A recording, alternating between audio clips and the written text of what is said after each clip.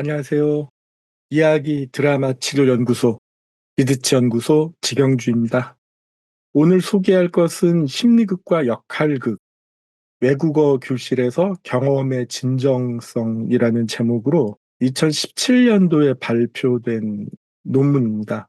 EFL 수업에서의 연극 활용 영어 교수법이라는 책을 우연히 발견하고 열심히 읽었던 기억이 납니다.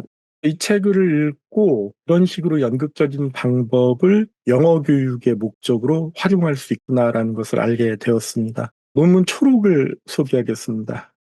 외국어 교사와 학습자 모두에게 있어서 두 가지 주요 문제는 다음과 같다라고 합니다. 첫 번째는 일반적으로 사용되는 교수 자료는 대부분 기성품이기에 학습자들의 삶과 현실적인 경험과 관련이 없어 의미가 부족하며, 특히 일본 학습자들처럼 많은 학생들이 말하기나 감정 표현을 요구받을 때 수줍음 극복에 어려움을 겪는다는 점이다. 그래서 이 두 가지 문제는 심리적 또는 문화적인 배경에서 기인하며 외국어 습득과 밀접하게 연관되어 있다고 합니다. 그래서 본 논문은 이러한 문제를 해결하기 위한 방안으로 모레노가 개발한 심리극 기법 활용을 제안한다고 합니다. 모레노는 대화, 참만남, 역할극 같은 액션 메소드를 통해 사회적 심리적 문제를 다루는 독창적인 접근을 제시했으며, 이는 심리학에 지대한 영향을 끼쳤다. 오늘날 심리극과 역할극은 임상 환경에서 심리학자들이 널리 사용하는 기법일 뿐만 아니라 배우와 연출자들이 감정을 관객에게 전달하기 위해 사용하는 방식이기도 하다. 외국어 교사들 또한 영화, TV, 연극 등의 장면을 통해 모레노의 심리극 기법을 보여주면서 보다 의미 있고 진정성 있는 언어 학습을 전달할 수 있다.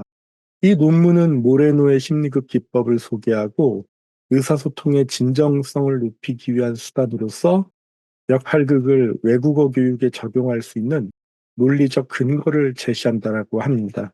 수줍음 극복이라는 게 이 논문과 연결돼서 소개하려고 합니다. 수줍음은 특히 일본 학생들에게 언어 학습의 큰 장애물이다. 이를 극복하기 위한 방법 중 하나는 단체 활동에서 웃긴 신체 움직임을 수행하는 것이다. 모두 둥글게 선 겁니다. 학생들 집단이 크게 원을 만들어서 둥글게 서서 각자 자신의 손을 처음 보는 것처럼 관찰하라고 합니다. 그 다음에 손을 다양한 방식으로 움직여 보게 합니다. 그 다음에는 손가락을 움직여 보기도 하고, 손목을 움직여 보기도 하고, 팔꿈치, 어깨, 엉덩이, 무릎, 머리, 발까지 움직임을 확장해서 다양하게 몸을 움직여 보는 것인데, 웃긴 신체 움직임을 수행하기 위해서 이렇게 손가락, 손목, 팔꿈치, 어깨, 엉덩이, 무릎, 머리, 발까지 움직임을 확장하는 것이 수줍음 극복을 위한 웜업 단계라고 소개가 되어 있습니다. 저는 이거 보면서 다른 웜업들도 있는데, 단계별로 여러 가지 할 수가 있는데, 웜업 단계 두 번째로 수줍음 극복이 있어가지고 효과가 있나 그런 생각을 해봤었습니다. 오히려 웃은 몸짓을 하는 것 자체가 저는 수줍음을 유발할 수 있다고 생각하는데 웜업으로 잘 쓰였나 봅니다. 역할극의 예측 불가능성은 외국어 수업에서 특히 유익하다. 상황에 맞춰 즉흥적 반응이나 새로운 표현을 만들어야 하기에 교실에서 행해지더라도 실제 의사소통에 가까운 연습이 된다. EFL 교육에서 역할극은 학생들의 동기를 자극하는 강력한 도구다. 실제 생활에 가까운 장면을 구성함으로써 학생들은 언어를 보다 자유롭고 흥미롭게 사용할 수 있다. 역할극은 교실 밖 의사소통을 위한 예행 연습이다. 표현이 마음에 드네요. 저도 동의합니다. 역할극을 드라마 활동과 결합하면 제2언어 교육자에게 역할극을 사회적 상호작용으로 전환할 수 있는 접근법을 제공한다. 이는 드라마 기법이 신체 인식, 창의성, 자기 표현, 자발성, 그리고 추상적 사고까지 통합하기 때문이다. 또한 드라마에서는 다양한 설정, 맥락을 설계할 수 있다. 역할극은 이러한 드라마의 특성을 활용할 수 있으며 다양한 상황에서 사용되는 언어를 직접 경험할 기회가 된다. 이로 인해 드라마 활동과 게임이 가미된 역할극은 언어 형태에 대한 직접적인 연습과 함께 사랑, 기쁨, 혼란, 충격, 절망, 슬픔 등의 감정 표현도 함께 익힐 기회를 제공한다. 드라마 기반 역할극을 통해 학생들은 의사소통의 자연스러운 일부인 준언어적 단서들을 실험할 수 있다. 예를 들어서 강세를 넣거나 억양을 조절하거나 문장에 감정을 입혀서 말하는 것은 준언어적인 단서가 된다. 그래서 이렇게 표현하게 되면 자신의 생각과 감정을 더욱 풍부하게 표현할 수 있다. 예, 저도 그렇게 생각합니다. 역할극이 진행됨에 따라 끄덕임, 손가락질, 어깨 으쓱이기, 미소 짓기, 찡그리기와 같은 비언어적 제스처나 악수, 하이파이브 같은 접촉이 자연스럽게 나타날 수 있다. 즉흥성과 창의성을 드러내는 자연스러운 언어 사용 능력을 평가자에게 보여줄 수 있는 것이다. 언어는 수많은 층위의 의미와 색채를 지닌다. 문법, 구문, 어휘 사이사이에 숨어있는 복합적 의미까지 포착할 수 있도록 하기 위해서는 심리극 기법을 교실에 도입하는 것이 유용하다. 역할극이 제대로 운영된다면 학생들은 자연스럽고 빠르며 억지스럽지 않은 복합적인 행동을 자발적으로 생성하는 능력을 기를 수 있다. 이는 학생들을 수동적 존재에서 적극적 학습자로 변화시키며 평가와 면접에서 큰 도움이 될 수 있다. 다양한 연령, 성별, 사회적 지위, 인종적 배경을 가진 사람들의 이야기를 이해하며 공감하기 위해서 탁월한 의사소통 능력이 필요하다. 이러한 능력을 개발하기 위한 기법들은 심리극이나 역할극에서 사용되는 방식과 유사한 경우가 많다. 논의 및 결론은 벤 먼츠라는 분의 글로 시작합니다. 외국어로서의 영어 교육에서 지도 범위를 개인적인 삶이나 감정적 문제까지 확장하면 안 된다고 조언했다. 또한 라도스는 교사는 치료자가 아니며 불안한 학생들의 저항을 줄이기 위해 역할보다는 놀이에 중점을 두어야 한다고 경고했다. 따라서 역할극을 선택할 때 교사는 학생이 이해할 수 있고 활동의 목적 및 목표에 부합하는 유형을 선택해야 한다라고 합니다. 이는 역할극이 입력은 낮고 출력은 높은 활동이 되어야 함을 의미한다고 합니다. 또 다른 주의사항으로 교사는 의사소통에서 문화의 역할에도 세심한 주의를 기울여야 한다. 사람들이 말할 때 의도하는 바는 문화마다 다르기 때문이다. 버피는 표현의 뉘앙스 이해가 중요함을 강조하며 한 문화에서 주의 깊다고 여겨지는 행동이 다른 문화에서는 부적절하게 여겨질 수 있다고 말했다. 따라서 다문화 교실에서 수업을 하거나 다른 언어를 사용하는 학습자에게 영어를 가르치는 경우 역할극과 같은 활동을 문화적 요소를 고려하여 설계해야 한다. 벤먼츠는 역할극이 가지는 몇 가지 문제점도 지적했다. 예를 들어 학생들은 자신의 진짜 감정이나 신념의 노출을 당황스러워할 수 있다. 또한 일부 교사들은 정확성에 대한 우려, 즉 수업 중 일어나는 상황을 어느 정도까지 통제할지 고민한다. 역할극은 또한 시간이 많이 소요될 수 있다고 합니다. 따라서 효과적인 역할극을 위해서는 담당 교육자의 창조성이 필요하다. 이런 상황이 있어요. 역할극을 해보세요는 충분하지 않다. 흥미롭고 몰입할 수 있는 사회적 맥락을 담당 교육자가 만들어주고 담당 교육자가 즐거운 참여를 유도해야 하네요. 역할극, 심리극 적용해서 하려고 하면 담당 교육자가 그만큼 정신적인 에너지를 많이 써야 되겠구나라는 생각이 듭니다. 교사는 역할극으로 학생의 자신감을 세워주어야지 자신감을 해쳐서는 안 된다는 점을 유의해야 한다.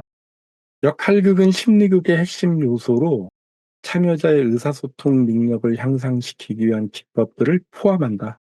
드라마 기반의 역할극이 적절히 이루어질 경우 EFL 교사들은 교실에서 배운 기술들을 사회적 경험을 시뮬레이션한 상황에 적용함으로써 학생들의 역량을 더욱 강화할 수 있다. 그럴 수 있을 것 같습니다. 그러면서도 그만큼 담당 교수가 준비도 많이 해야 될 것 같고 아무나 이렇게 진행할 수 없을 것 같다라는 생각이 듭니다. 모레노는 심리극을 통해 서로의 이야기에 공감하고 경청하는 세상이 가능하다고 믿었다. 그의 이러한 비전은 EFL의 목표와도 잘 부합한다. 즉 학습자들이 자신의 생각, 아이디어, 행동 그리고 무엇보다도 자신의 감정을 자신 있게 표현할 능력을 갖추는데 도움되는 것이다. 이뜨치 연구소 좋아요 구독 부탁해요. 저자들은 대학 외국어 교수와 학습자에게 교수 자료가 학습자들의 삶과 현실적인 경험과 관련 없고 말하기와 감정 표현 시 수줍음 극복에 어려움을 겪기 때문에 심리극 기법 활용을 제한한 것으로 보입니다. 이 논문의 아쉬움은 심리극 기법 활용을 제한하고 심리극과 역할극에 대한 관련 정보를 제공한 게 전부입니다.